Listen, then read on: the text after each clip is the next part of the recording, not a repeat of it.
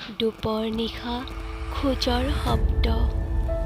দুপৰ নিশা শুনিলোঁ খোজৰ শব্দ।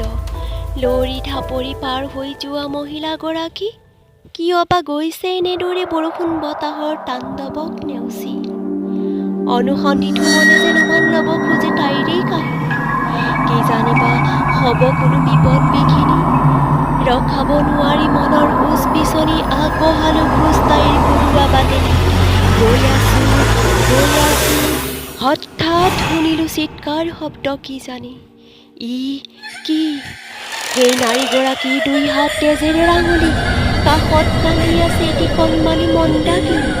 দুখেৰে জৰ্জৰিত সেই নাৰীৰ বিননি। নিজৰ কন্যা সন্তানটি মৃত্যুৰ দুৱাৰৰ পৰা বচাই আনি হ'ল সমাজৰ বাবে বিধৱা তিৰি। সেই নাৰীগৰাকী আৰু সহিব নোৱাৰে কন্যা সন্তানৰ বলি।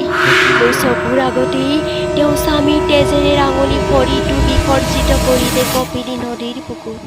তাইৰ বাবে যেন এয়া এক স্বস্তিৰ নিশ্বাস। কণমানি মন্দাকিনীজনী বুকুত সাৱটি লৈ পুনৰ ঘৰ খোজেৰে গ'ল মোৰ কাষেৰে পাৰ হৈ।